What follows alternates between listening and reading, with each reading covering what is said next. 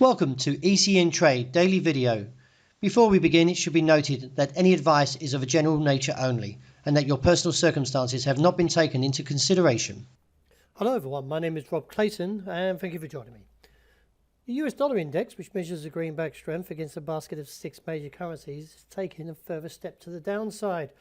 After the recent challenges up around the highs of 94.40.50, the market has actually broken beneath the 94 handle and posts an intraday low of around 93.60. The technicals breaking down could give further weakness towards the bottom side of this range, when it should be around 93.25. I'm not going to get overbought up, that is, or get too bearish at the bottom of the range, because I feel the market overall is playing in a possible bull trend that could eventually see the rebound and take out the top side and move on towards the 95 region, which is seen as a broader picture. This, on the flip side, has given the euro, which is weighted to the index of 57.6, a little bit more leverage to rally on towards this 116.60.65, and now putting the technicals close to overbought. I feel the risk of a sharp turnaround from here is quite probable, and therefore could see the market look back towards the bottom side of the range, which comes in around 115.10.20. The Australian dollar was somewhat a little bit firmer after the Reserve Bank updated its recent monetary policy meeting minutes, which showed that the central bank remained optimistic about economic growth.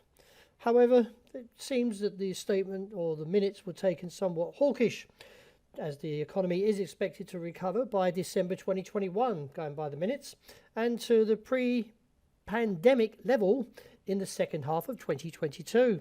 The board members acknowledged that the Delta variant interrupted the economic recovery. Despite higher growth projects, the central bank retreated its no interest hike rate stance until the inflation was stable, which is within the 2 to 3 target band.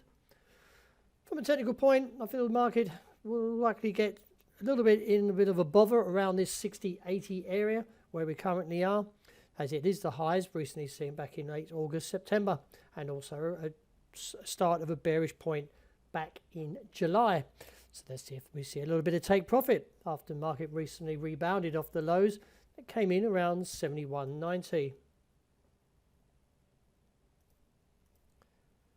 The dollar yen pad is actually showing a little bit of weakness, and we've got a hanging man close to a doji, and therefore the weakness coming into play now needs a little bit of confirmation. That confirmation would be a break of 113.85, and if seen, that would give us a little bit more downside coverage towards 113.45 and maybe even lower to 112.45 to 65.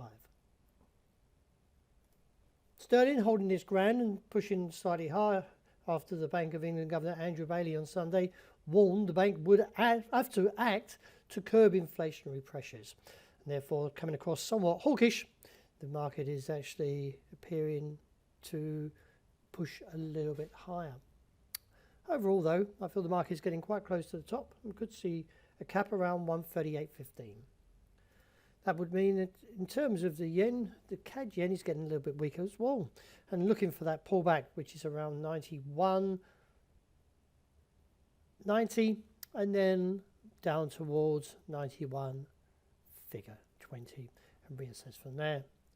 Gold a little bit firmer after the market took the opportunity from a weaker US dollar and now pushes back to the top side of the range, which is close to around 1,782.83 to 1,795 to 1,800, where the market rejected. There isn't quite a direction in play. It just seems to be chopping and churning above the trigger level of 1,748 and the cap around 1,800. Until then, we may continue to see this range. Finishing up with oil, the market was a little bit hesitant towards the top side as it got to that $83 mark.